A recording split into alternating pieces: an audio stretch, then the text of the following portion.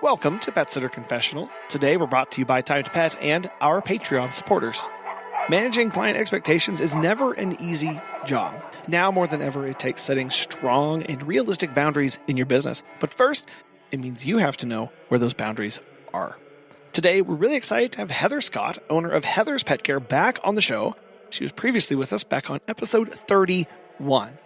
Heather shares how she has changed her hiring processes and restructured her business to better manage the expectations that her clients place on her so that she can run a business that she actually thrives in. Let's get started.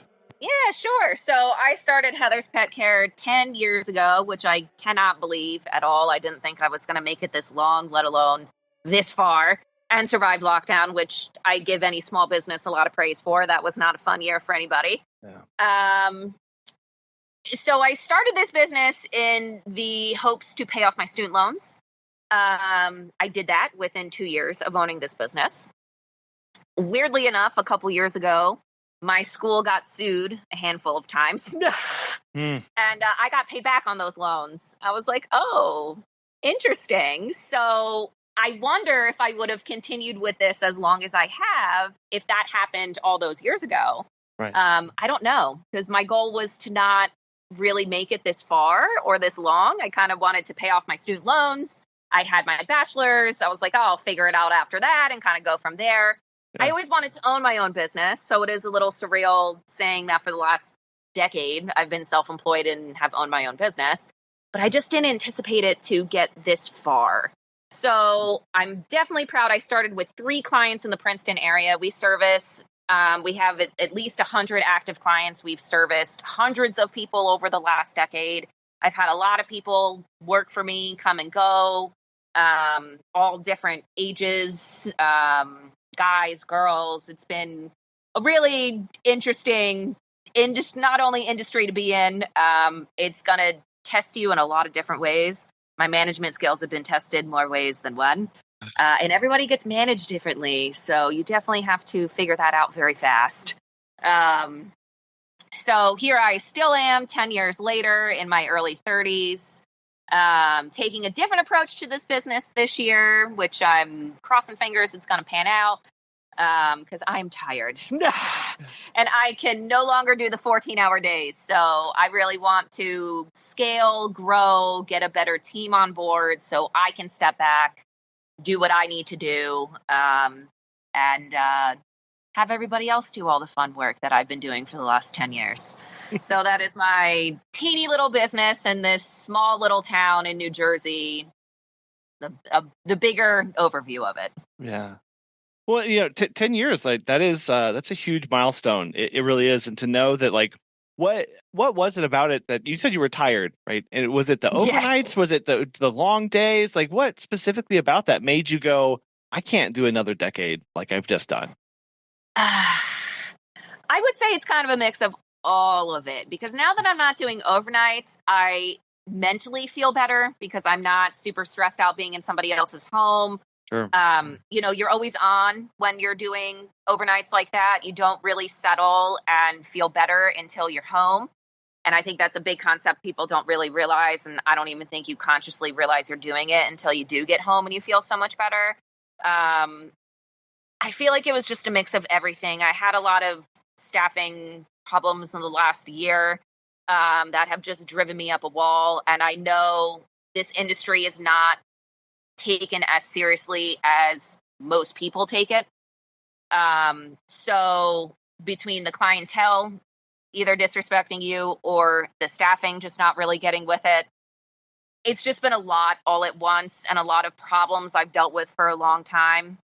I've had the same mindset for a while, so me carrying on and doing what I need to do is kind of something I just always do.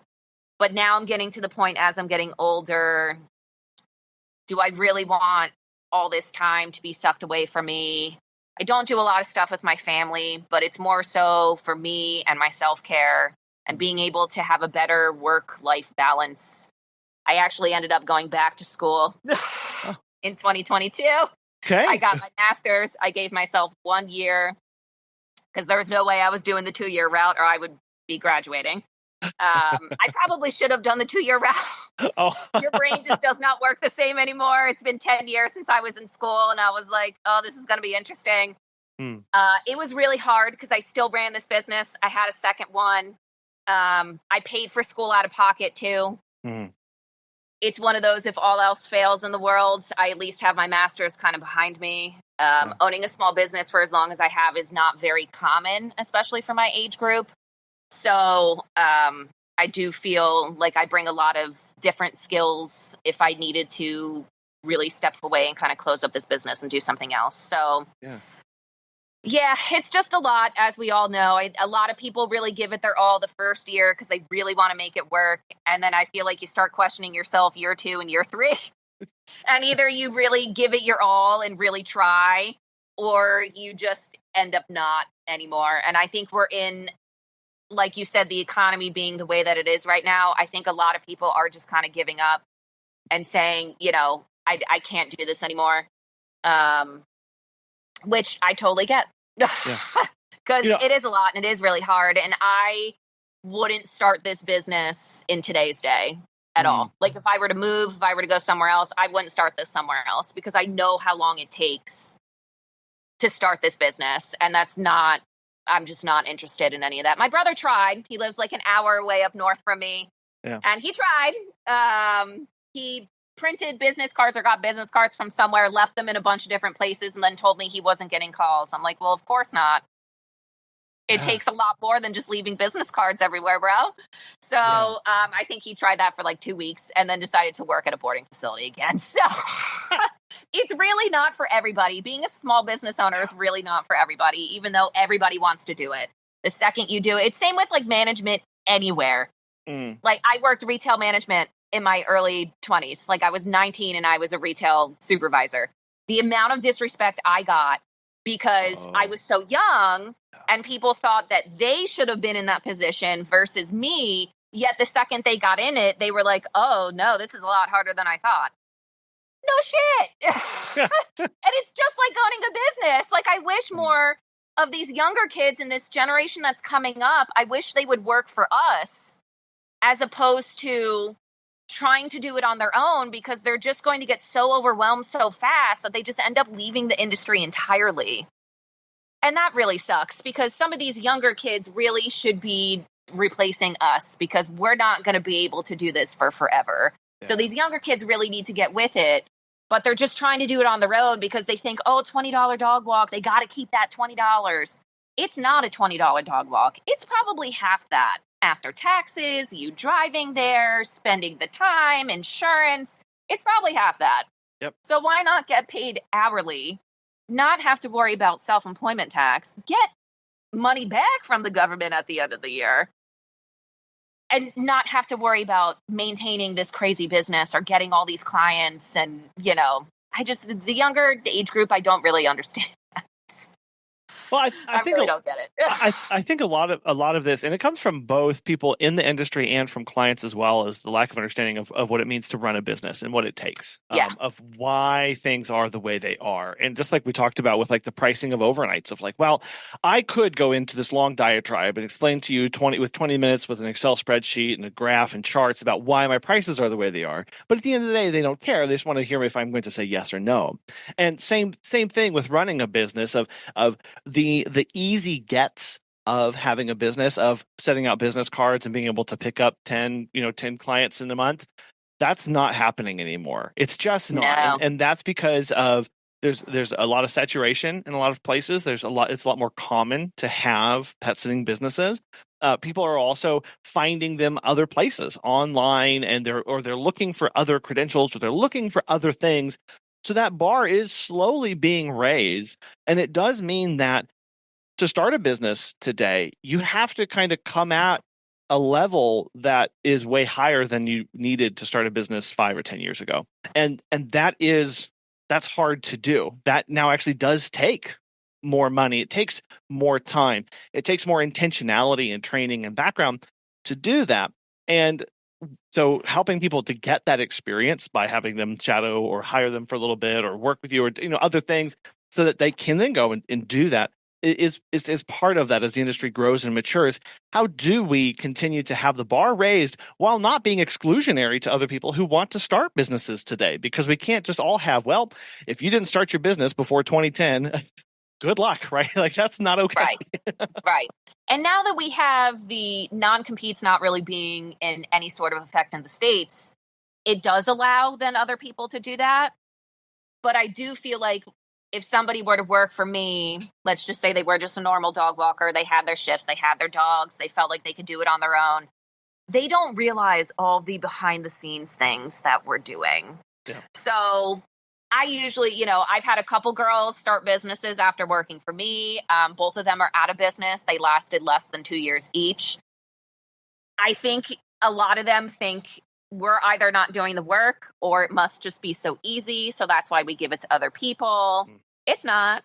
It's a lot of maintaining relationships. It's a lot of marketing, figuring out where people are going, networking with other business owners, whether it's in the same industry or just other local business owners. I deal with a lot of people around here and around, I'm my mechanic. I know a lot of food people around here.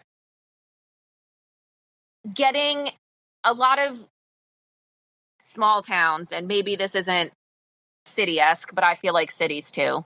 A lot of small towns really want to support local business. I feel like cities are the same. They really want to support these local businesses because these big ones are just coming in, taking over, and nobody's really giving a shit. Linking up with them, I feel, gets you at least the best clientele from them because they're going to want to show off like, hey, I have good clients too. Here's my people. They're not going to give you the absolute people they can't stand or they freaking hate. Why would they do that? Just like we don't want to work with really terrible people. Yeah. So I feel like having those connections and having those relationships with businesses outside of our industry really helps bring in a different type of clientele. But I almost feel like it's a better clientele than what we can find because they're going to talk us up. They really like us as business owners, especially if you're personally going in and talking to them. I've dealt with other staff, saying, hey, I know this person at so-and-so. We can leave our cards here. What do you think? I'm like, all right, that's cool. And then I've eventually met them and kind of built a connection and relationship with them too. So the power of networking outside of our immediate network really is important too for what we're doing. It legitimizes a lot of what we do as a business. Yeah. I actually had a recent client contact us, and he wanted to know, his exact question was, can you give me a reference for another business you've worked with? Interesting. Like in our industry? No, just is there another business in general that I have a connection with that he could go talk to business. It was interesting. Did you give him a referral? I did. I said, oh, well, because we have a client who also runs another business that does, it's car stuff. So I was like, oh, well, he's also a client, so you can go talk to him from that perspective, but it's another business owner. And I think what he was really looking for was, I need a business to tell me that this business is good at doing business or is competent in what they do. Interesting. And yeah, so I guess I can see that. Okay. It helps. So did he own a business? Was he a small business owner too? He had previously owned his own business. Yes. Okay. So he was looking at it from. Those people can be like that. Yeah. Yeah. So it was but again, in over a decade, I've never had that specific question asked of me. And it really hit home what you said about the importance of networking, networking broadly, because you never know what's going to happen or what people are going to get asked or who they're going to run across. And it's building out this social proof of, we talk about that doing online of, well, have your social media, be connected, be posting so people can go social proof you. In the real world, not on the internet, people do that too. They want to see how connected you are, what you're involved in, and see that you are a visible company, because that helps give them peace of mind that, okay, this person isn't some fly-by-night person who's going to come in, ransack my house, and then leave, right? Or steal my dog. Because they're so connected that would damage their reputation. So it kind of helps them, give them a little bit more peace of mind through that. Completely, because I'm sure you've seen still the massive rover stories, or we have one recently in Jersey, down in like an hour away from me down south. This woman hired, and I'm not quite too sure what business she's in, but she hired one of her clients to watch her dog. apparently her dog is missing, sold, ran away. There's been really weird stories. This woman's picture has gone viral. The dog is this teeny little like doodle thing. It's really sad. It's real, like a lot of non-legitimate people are still in this industry and they get away with so much that some people get so hesitant hiring us when we weren't the problem. But I've also heard horror stories about other business owners too in this industry. Yeah, and that's the problem. It's tough. Yeah, because now all of a sudden it's not our reputation as a business that is being tarnished, but it's the industry as a whole of, well, I'll say this. It kind of gets into the whole like used car salesman stuff, like if you say that word, people, all listeners just bristled a little bit with like, oh yeah, those skeezy, scummy used car salesmen. But not everyone is, but you have to then convince them that you're not, and then you feel like, oh well, because I have to convince you, I have something to hide. Like it feels so wrong to be put in that position. But a few people ruin it for the rest of us. Yes, which really sucks. Like somebody got burned somewhere once or twice. Yep, and then they're just not going to trust anybody in general anymore, and that sucks to hear. It does. Sure. And so we find ourselves coming around and putting out these fires that we didn't create, but finding ways to go, okay, no, I'm above that, right? This is how we operate, and being really transparent is one of the best ways that we've found for combating a lot of that cloudy, murky waters that people feel like they're getting into. Yeah, agreed.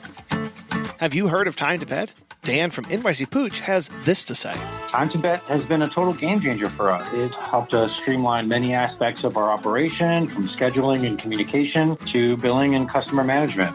We actually tested other pet sitting softwares in the past, but these other solutions were clunky and riddled with problems. Everything in Time to Pet has been so well thought out. It's intuitive, feature-rich, and it's always improving. If you're looking for new pet sitting software, give Time to Pet a try. Listeners of our show will save 50% off your first 3 months by visiting timetopet.com/confessional. Well, you mentioned that you've been dealing with a lot of hiring and a lot of staff stuff, and I did want to have you kind of walk us through that journey that you've been on, and kind of some of the struggles that you've been facing. Sure. So, I am the first one to say and to call out that I've been doing it wrong for a long time. If you ask anybody how to hire, who to hire, how do you go about it, anybody and everybody is going to tell you to hire contractors, but not one person knows what that means. So it sucks trying to ask other people like, hey, how do you go about this? What do you do? And they're giving you the wrong advice when you really want to take their advice. And it's like, oh God. So I learned a lot on my own. And like I said, I'm the first person to say I did it wrong. So I hired with a contractor model for forever. I felt it was the easiest way to bring on people. They can make a decent amount of money. I was still making what I thought was a decent amount of money. And then I have some breathing room and, okay, thank God I can breathe. Like most of us, we treated our contractors like actual staff. So they helped us every day. We went through a little bit of training.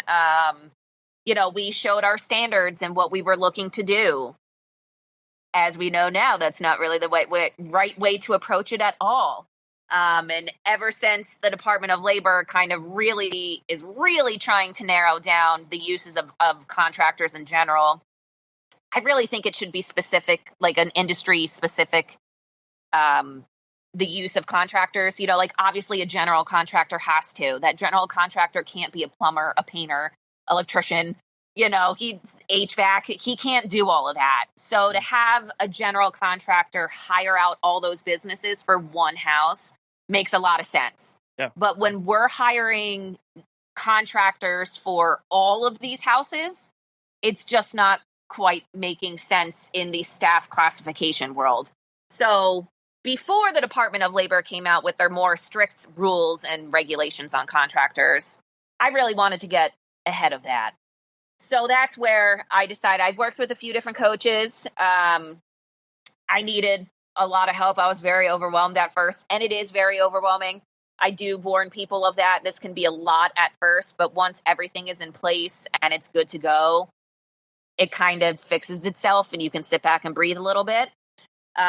So I had to then think, okay, how am I going to bring people on? what is my onboarding process going to look like? What type of payroll company I'm going to use. I thought about everything under the sun before figuring out how much to pay these people. And I think that's a downfall in our industry. When people want to bring on employees, they think immediately, okay, what do I pay them? That should really be one of the last things you should think of and figure out, because first of all, you need to make sure you can afford bringing these people on board. Yeah. Because if your rates are $10 a walk and, $20 an hour, it's going to be really tough for you to bring somebody on board and stay in business still. So the first few things I then thought of after thinking about my onboarding process, which that took a minute. That probably took like 3-4 months to really solidify. And I solidified it in 2 different ways. At first, I was just like, okay, well, let me find somebody on Indeed, do a phone interview, in-person interview, sign some paperwork, and they're good to go. I needed something a little more in depth because a lot of these people over the phone were wasting my time, and I needed to not have that happen anymore. Yeah. So this is where I worked with a different coach, and I decided to really perfect my onboarding process. Now I send out qualifying surveys. From the results of those surveys, I either decide we're going to do a phone interview or we're not. If the phone interview goes well, we then do an in-person one. And if that goes well, I then hire and bring them on board. The great thing about most payroll companies, and especially ADP, because they're one of the biggest ones out there, they do a lot of the onboarding for you, which is really nice. So you can just send your staff a link. They can download an app. They can do it themselves on their phones even. It's really, really easy to set up. The next part of it that I always send is their agreement and the handbook. The handbook is a little lengthy and a little long, like 40 pages. I don't really feel like printing it out. That's a lot.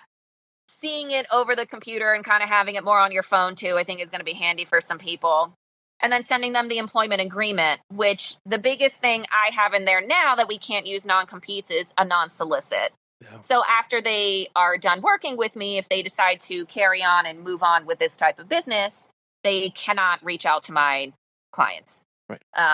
Because, they can start their own if they want, but they then can't turn around and steal all of our people. That's absurd. Yeah. And I actually did have a contractor do that. And one client was really honest with me. She told me every time she hit her up, and she hit her up probably 3 or 4 times. Yeah. After this girl was done working for me, I was like, wow. Okay. And this was, back then I was still using contractors, technically she could have done whatever, but yeah. I'm not in the business of hiring people for them to then start their own business and then become my direct competitor. Yeah. Come on now. We should really be all working together in this field.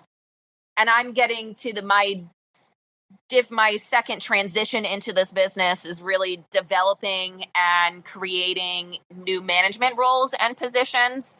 It's kind of the beauty of 1, owning your own business, and 2, being in the industry that we're in, because it's such a high demand, high volume business. We can have what I call an area manager. Somebody being in, managing a couple different towns with people underneath them, where the only person they're reporting to is me. Where then I'm not having everybody report to me. Yes. I would have 2 instead of 10.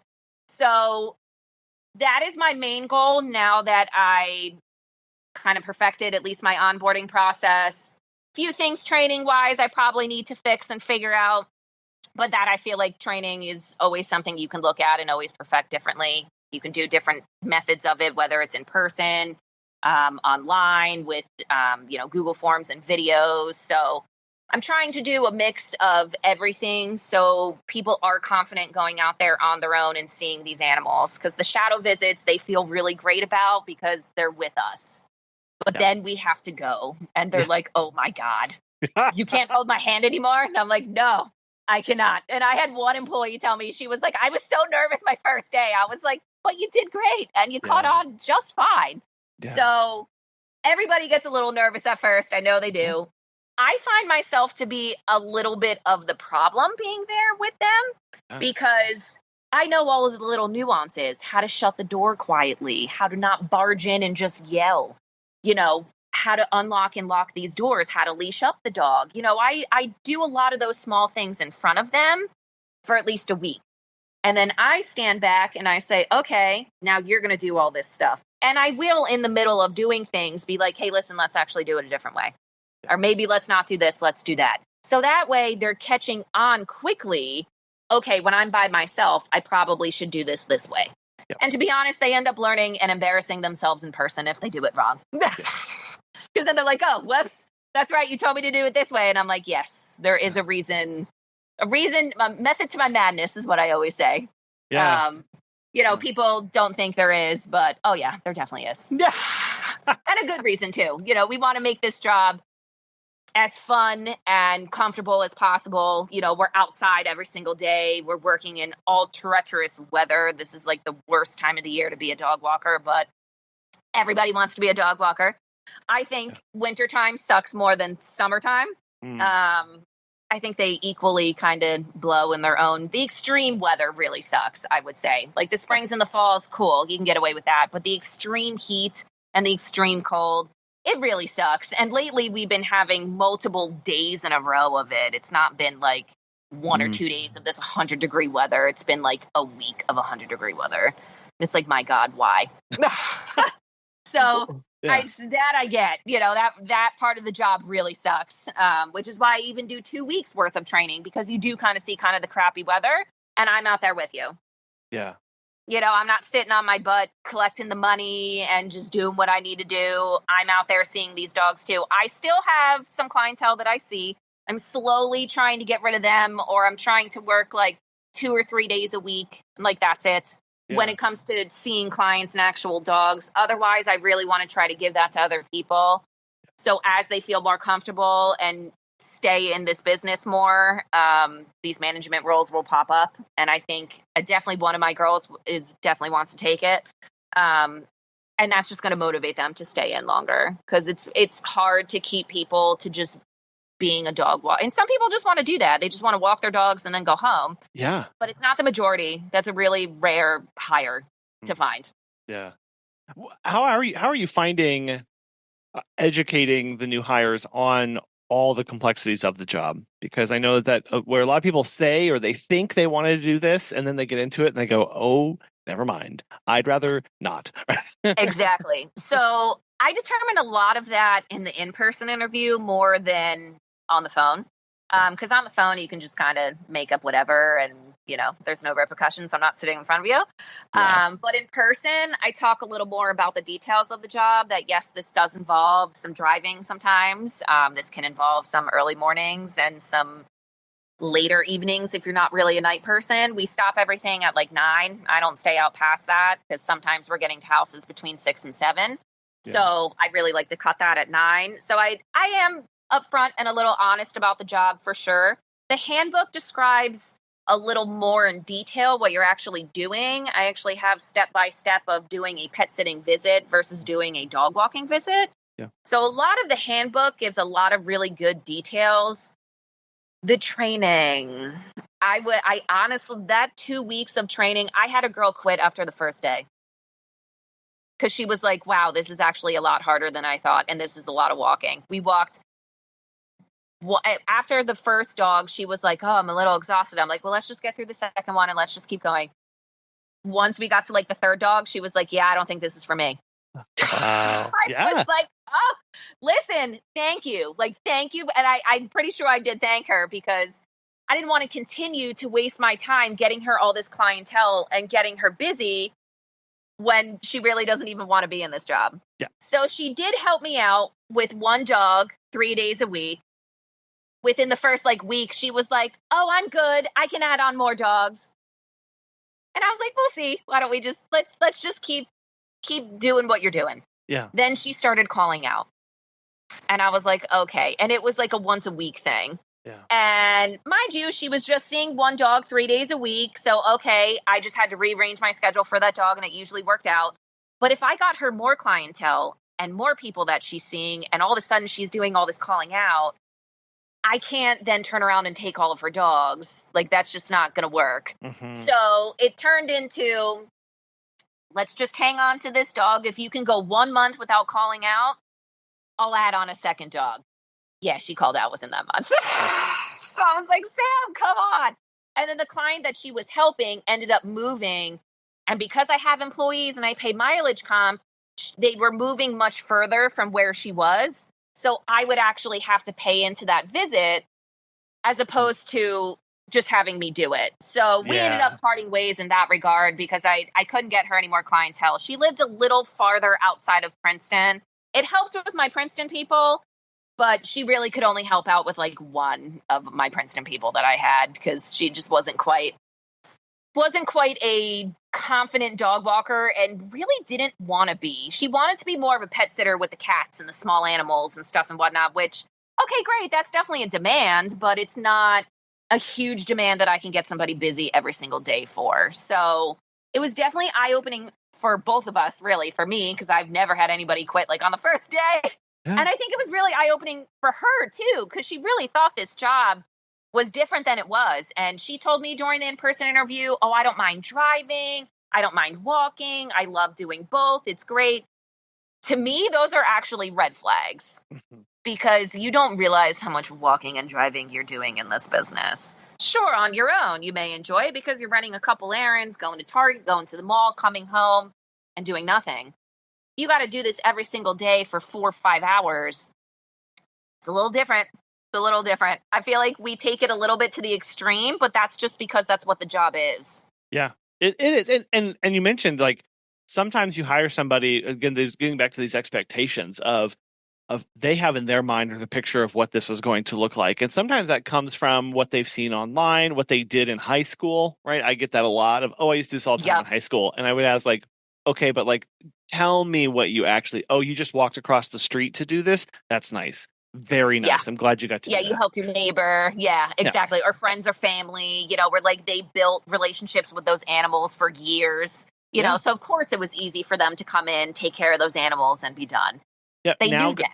Now now you're going to go in and potentially meet a dog that you have no prior connection with, right? Or you're going to take care of this cat that you just have notes and a walkthrough video on, or maybe you were shadowed one time on this cat. Right. How are we going to do that? And finding those kind of people there are definitely people with the skills and mindset and abilities to do the dog walking versus the cat sitting and the pet sitting. Like we are realizing that more and more as we hire and bring people on, that people will self-select into those if you listen to what they're actually saying and actually paying attention. Because when we first started hiring people, we didn't listen. We just said, oh yeah, pet sitting, dog walking, it's fine, right? But I actually ask it on my qualifying survey whether they're looking to be just a dog walker, a pet sitter, or both. Because some people are just looking to be just a straight up dog walker and they don't want to do anything else. Yes. Some people are looking to do both. It's definitely a good question to ask because people, like we both have said, have definitely taken this job and have thought otherwise and have been like, oh, wow, this is interesting. Same with boarding. People think you're just standing in the corner just watching these dogs. It's so much more than that in boarding. Like, you got to get involved, like these animals have a lot of emotions. You have to deal with that in certain ways, the way that they train you to deal with that. We see more sadness when people travel or the fear of it. We just took care of a cat for the last week who loves mom. Mom works from home. It's, basically her third child. She kept saying, oh, I have 3 daughters. Well, the cat was the one daughter. So, this cat is all over them, of course. Okay, cool. We were coming in for this job. This cat hissed at us. She wanted nothing to do with us. She kept maybe like a 5-10 foot, radius. If we were to try to get up to like approach her to be like, oh, Hazel, it's okay. Or to have her like sniff us, she would just run. Yeah. And, I know the owner's expectation was, oh, she's going to come up to you. She loves me. Of course she's going to come up to you. And I had to tell her a couple times, even via text message, listen, we don't take any offense to this. Some cats are just genuinely afraid. She was getting closer a little closer every day, but she was just waiting for them to come home. She really didn't want us there. I think she knew we were there to feed her, but she really didn't want us there, like at all. And the owner, was like, oh, she'll love you guys. Like, great. And this loops right back around to what we started off by talking about of the client expectations of what's going to happen during the visit. And they think, oh, this is going to be perfect. These are miracle workers. Everything's going to be fine. And then, oh, wait, my cat's scared. That's weird. What are they doing wrong? They're never scared for me. They're never scared for me. No, duh.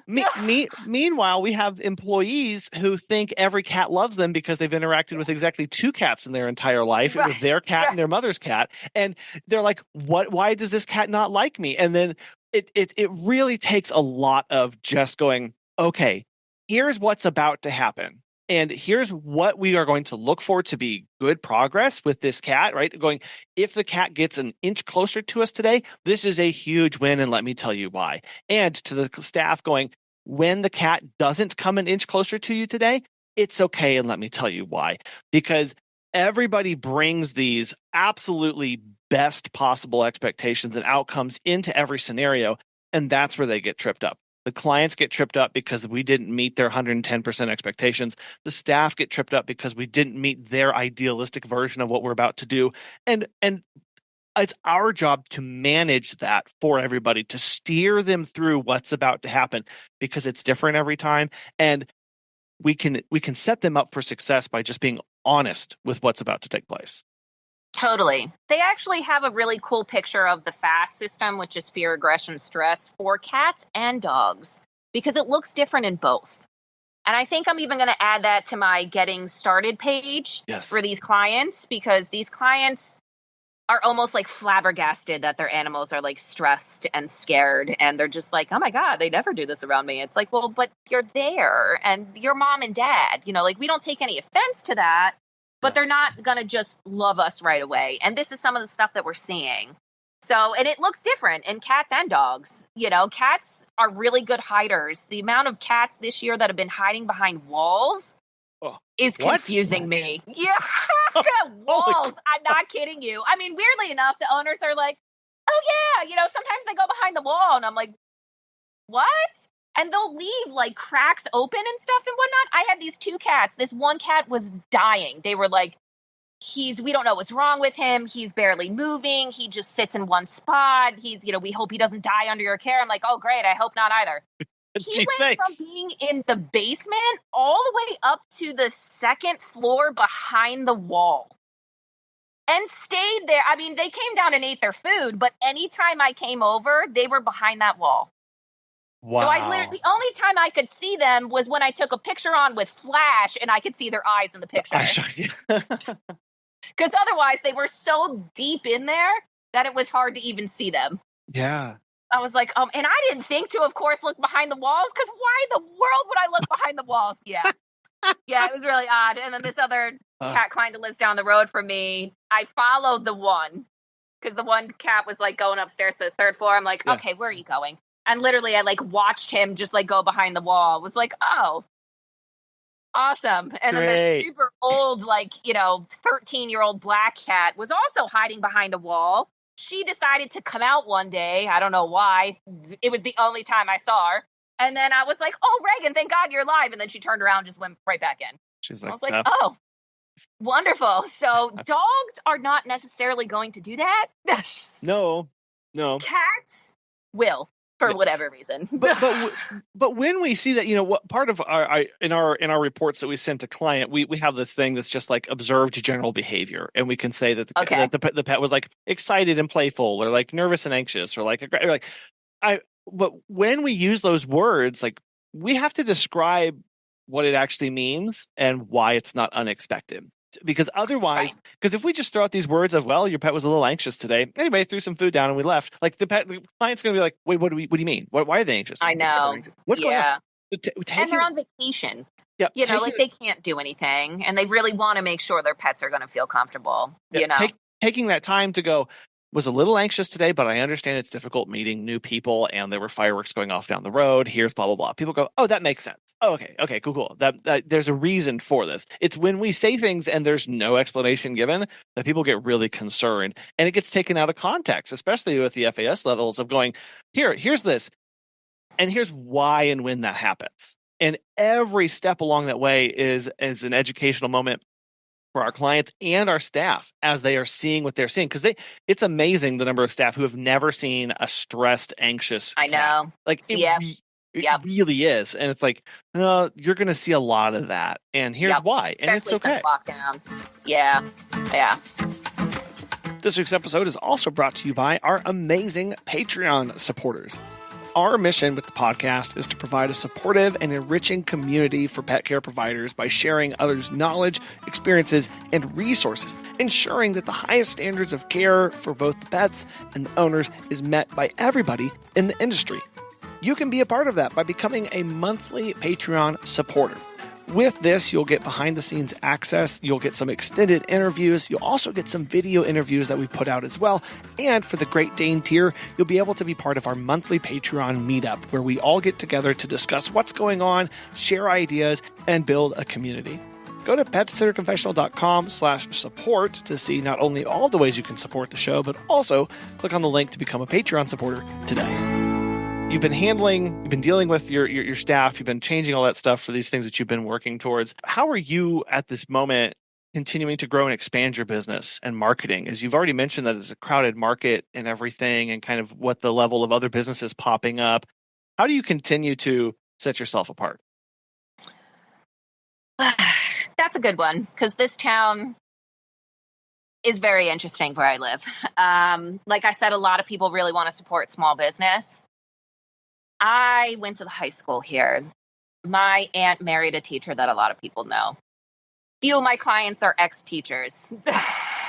Few of my clients are also parents of kids that I went to school with. So the trust already is there, especially with the parents of the kids I went to school with, because they're like, oh, wow, well, if my kid knew you from like high school and you were a good kid, this is going to be easy. And then they meet me and they're like, oh, wow, yeah, you're a good person. It's super easy. At least for me, I found being in my hometown and starting this business. Being in business for 10 years is definitely a big ordeal. A lot of people can really appreciate that. Or they're like, oh, wow, that's a really long time. I'm like, I know. I had somebody feel every hire second me. of it. Exactly. I had somebody who hired me that was like really outside of my service window, but he wanted a business. And so I'm feeding 3 fish tanks. I'm literally at this dude's house for 5 minutes at most, because fish don't need your attention, which is great. I don't really have to bring in mail. There's nothing more. I don't have to water plants. There's nothing more I got to do there. He's paying $30 a visit because it's a little outside of my service area. And I'm the one that's coming up and doing the visits. He specifically wanted a business because he knew that we have some skin in the game and we're going to come by and do it every day. Yeah. He was like, I used to hire my neighbors, but they're not really reliable. Like, yeah, your neighbors really aren't. They are for a bit, and then they kind of stop being reliable. Yeah. I've taken over a lot of neighbors before, so that has been interesting. I feel like if people are really willing and wanting to work with a business, they're going to kind of pay whatever, because they would rather work with a business than try to get their friends, family, or neighbor to help out. Otherwise, I've just been kind of on top of it when it comes to Facebook groups, making sure people are aware that I'm still around and in business. Sure. Depends on my schedule and what I'm doing, whether or not I'm really busy or I'm really slow. That kind of depends on whether or not I'm posting my website or reaching out to people and saying, hey, do you have any jobs coming up? I kind of go, because I've been so busy as a business owner, I kind of take a break of doing that, and then all of a sudden I'll ramp things up again.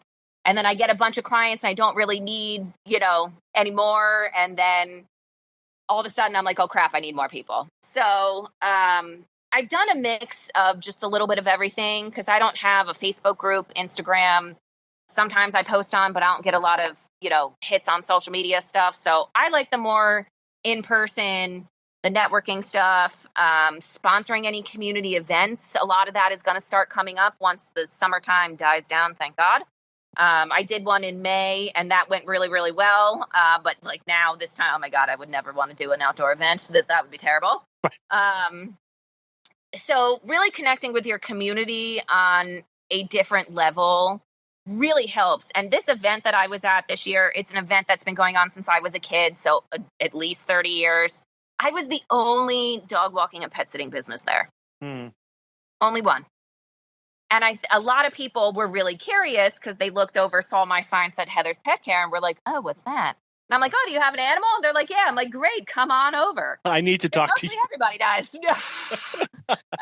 So it was really easy to get people in front of us because a ton of people own animals, and animals were allowed at this event too. So anybody with a dog that was walking by, we tried to grab them as much as we could. Yeah. And of course, people said that they've used dog walkers and pet sitters or have somebody, which is totally fine. But they're going to remember that they met you there. And if they need to switch or if they need different help or service that you offer that they don't, they're going to remember that you were around. And, I gave out little goodie bags that had a business card in it, that had a pet can cover in it. So there were things that people could keep that they're going to see. I created pens. That was a really great idea. I give them out to new clients now too. Like as we're filling out the paperwork, I use one of the pens and then I keep it there. I'm like, this is yours. You can keep this. Yeah. So, cause there's certain touch points that you need to have with getting clients in front of you. And sometimes it takes more than one, unfortunately. Think about it when we get bombarded with like emails from companies, whether it's, Hot Topic or like Target. You get bombarded almost every single day from those companies. We know they're around, and when we're ready to shop there, we will. But, oh, hey, they may be having a special deal today. And if we didn't get that email, we wouldn't have known. Mm-hmm. So you almost have to, in multiple different ways, whether it's social media, emailing, texting, through your program, however you're doing it, it's almost creating that awareness that you're still around and still here and saying like, hey, we're still here when you need us. Give us a call, maybe today, but give us a call. Yeah. And then they'll be like, oh yeah, okay, right. I have a vacation coming up. I need to call them or I'm starting a new job soon. Let's get them on the walking schedule, stuff like that. So yeah, that's kind of how I've been dealing with it all. Well, and I like how you were leaning into the longevity in the industry, because I think that often goes overlooked as a big value add to clients. Of when clients make purchasing decisions based off of the perceived value that they're going to get back in return for the money they've exchanged. And it doesn't matter the price. If the value is there, they're going to spend it. And sometimes people find value at $10. They don't find the same value at $20 because of what they're seeing and experiencing. So leaning into every aspect of what we do, the longevity, sure, the training, the giving back to the community, just being present. Because the other aspect of this is people purchase based off of value. It's also, they don't need you until they need you.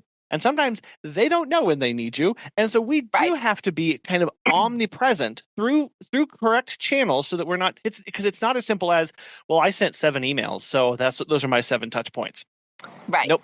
That's not how this works. Especially in today's day, you have to do it in multiple different ways. It can't just be one. Yeah. And that's hard because we're out there doing the visits, doing what we need to do.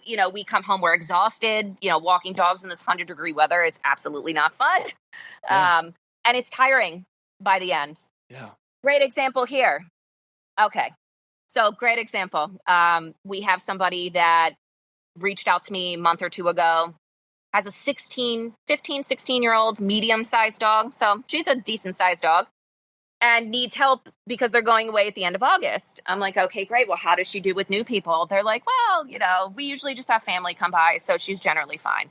I'm like, great. You guys have known her entire life, though. We haven't. Mm-hmm. So we need to get some sort of relationship and build something with her, because otherwise she's just not going to go with us and she's going to be super confused. Yeah. So my dog walker is actually there now. This is the first visit that we're doing with her with nobody being at the house. Mom's on vacation, dad's at work. And she texted me and she was like, so she doesn't even want to go outside with me. Yeah. I'm like, oh, and I honestly am not surprised by that at all. This is a senior dog. First of all, why is she going to want to go out in the hot weather? She definitely doesn't want to. And 2, she has no idea who we are. Why? So she said she leased her up and everything, but the dog won't go. And then she said she got her out in the yard with a treat. Yeah. So good. Okay, that may be the way that we deal with it until she goes away. And that's why we are doing these walks. So she understands that we're going to be coming in for her when they go away for 8 days. Yeah. Yep, we do that a lot of, hey, this is our process, this is what we recommend, because the last thing we want you to be is halfway across the globe or across the country and things not be going well. So we need to go through this so that we have enough time. So yeah, you're a brand new client, great. I understand you want to leave in 2 weeks.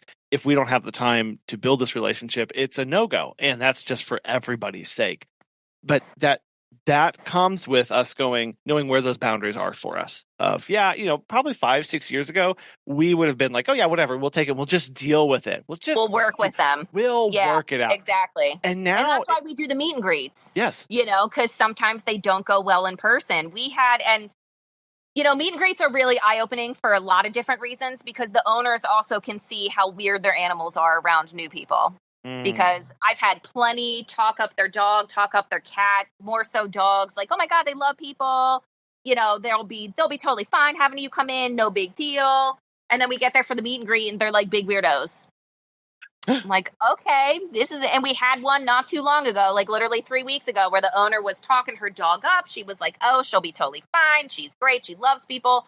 We get to the meet and greet and she was like hiding behind the daughter. She really didn't, when she was looking at us, really funny. She was more curious than she was aggressive or wanting to do anything, and was fine by the time it was over. But, the owner and I were like, well, and the owner was even like, what do we do? Yeah. And of course, her trip is in like a couple weeks. So I was like, well, this is why we meet as soon as we do. And we met like a month prior. I said, this is what we're going to do. I said, we're going to try to come in on our own with nobody being here. So I'll give you a time, because she worked from home too. So I said, I'll give you a time, leave an hour before, so that way she doesn't think you're just coming home right away. And we'll come in. Let's see how she does. Let's at least get through one. If we can get through one, we'll just keep at it. I even try a second time too sometimes with these dogs. But I said, let's get this in like immediately to see how she does. Because if you guys need to figure something else out, you need to figure that out like ASAP. Yeah. And she was like, okay. Thank God this dog was totally fine with nobody home. So I'm like, oh, great. So sometimes the owners are the problem too. Sometimes. But that helped out with us, because I was like, oh, thank God, we're good. Yeah. We can take this now. Let's put this on the calendar. Let's get, the job on the books kind of thing. She just needed you guys to not be there. Because sometimes they get funny around their owners being there. But if she was cowering, crying, some of these dogs do that, tail between their legs. The body language was really bad. I would have said, listen, I don't think this is going to work. Yeah. But her body language was, I've even had dogs bark at us with their tails wagging. Mm-hmm. I'm like, okay, you clearly want to come over and say hi, but you're just so scared you don't know what to do. So you think barking is going to like stop us from coming over or coming through, but sometimes we still do. Yeah. So meet and greets are definitely extremely essential, but it depends on how it goes, whether or not I'm telling somebody I don't want to work with them. I have told people I don't want to work with them. That's the beauty of our business. We don't have to work with everybody. Yeah. But a lot of us are very passionate about this and want to work with everybody. And I get that. We become a really big peace of mind for people going away on vacation. If you have animals yourself and you're trying to go away, finding a pet sitter for even us as business owners is not easy. Mm-hmm. And having, either we get our staff to come in or we have to hire a whole other business, and it can become a lot even for us too. Yeah. I do actually have animals now. I have guinea pigs. Oh. Yes, I didn't want cats or dogs because I was like, this is going to be too much work. Then I have to find somebody to come by, and that's too much. Yeah. The guinea pigs, that's just dropping food and leaving. They don't care. They're not like super friendly boys. They would rather, and they'll come around for food, of course, sure. But otherwise they don't come around for like pets or anything like that. They respect their space. I don't cage them. They're not like free roaming my apartment, but they stay in their, little space. I'll even move the beds, or I'll pick them up and bring them out, and they just go right back in. So perfect animal, I feel, in this space is definitely a smaller, a gerbil, a hamster, a guinea pig. Once you start getting into the aquatics, forget it. Yeah. They are so expensive. They are so finicky.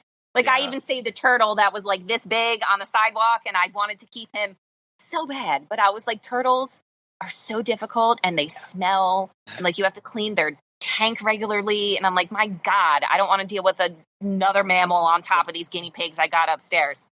So that becomes an interesting struggle for us too, being in this business and I had a networking friend who had 4 dogs, and she struggled really, really hard finding somebody for her dogs because she had 4, and it was a lot. And even, I was even honest with her. I'm like, yeah, like half of them are annoying. So I don't blame people not wanting to work with your dogs. 2 of them can kind of be buttholes. So I get it.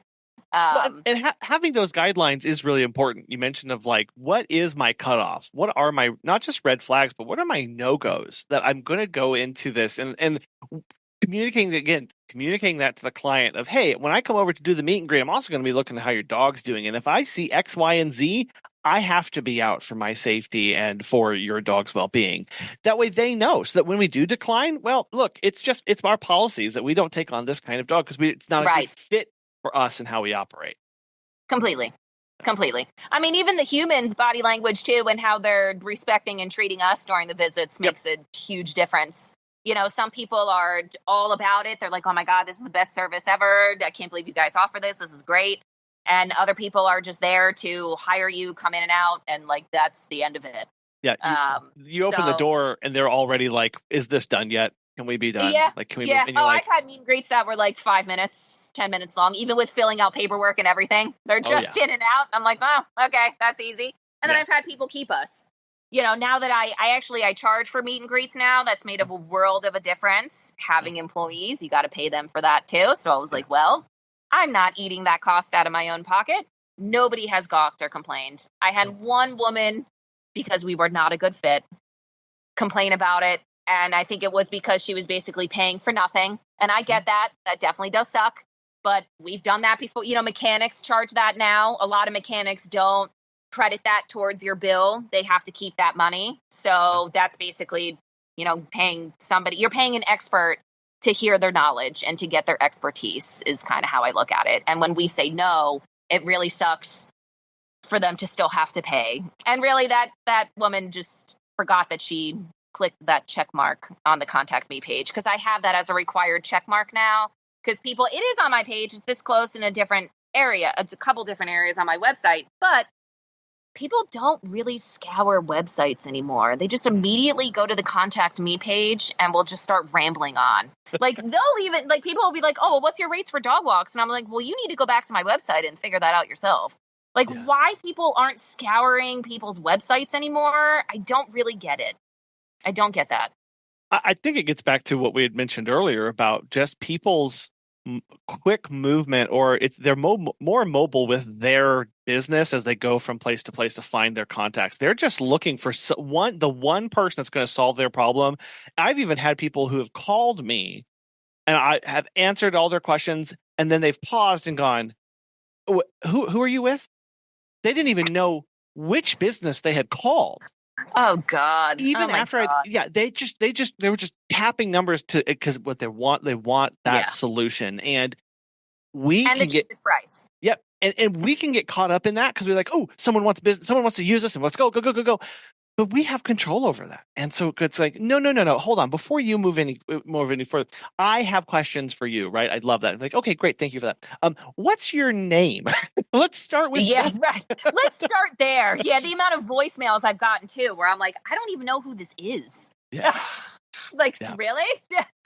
Heather, I really want to thank you for coming on today and talking to us about how you're thriving at 10 years and how you're still continuing to adapt to the changing market with client expectations and rolling and employing your employees in a new and different way to hit those goals that you have.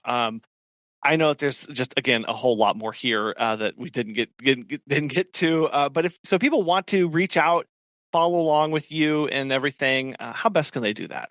Yeah, definitely. So if anybody has any questions or any comments or anything you want to send my way, I'm pretty knowledgeable when it comes to staff classification now, thank God.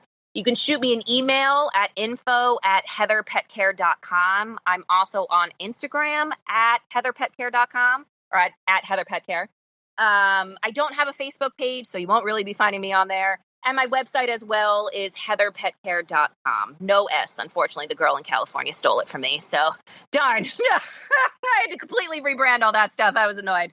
But we have opposite coast now. There's somebody in New Jersey and somebody in California. And I bet she's gotten a few of my clients because I've gotten a handful of hers, funny enough. So you can reach out via email, on Instagram, or on my website. Okay, perfect. Well, I will have the NoS website on there Perfect, so thank people you. can click right to that. It's a husband and wife vet team in California, so it's obviously not me, but yeah, I know she's gotten some of mine because I've gotten some of hers before. So that's hilarious. It happens. Yeah. Well, I'll have those links in the show notes, Heather. Again, I really appreciate getting the chance to get caught up with you and hear all the cool stuff that you're doing on. It's so cool. So thank you for coming on the show today, Heather. Thanks, Colin. Appreciate it. Before we can begin managing unrealistic client expectations, we first have to know what is realistic for ourselves. What do you actually want to do? What are your hours of operation? What services are you willing and not willing to offer your clients? And what are prices that would make it worth your time? All of those things are important to setting out and understanding the kind of business that you want to run so that when clients ask things of you, you know whether they are in scope or out of scope for what you prefer. It's all about setting those boundaries so that you can continue to run a business year after year and live a life that you want to live. We want to thank today's sponsors, Time to Pet, and our Patreon supporters for making today's show possible. And we really want to thank you so much for listening. We hope you have a wonderful rest of your week, and we'll be back again soon.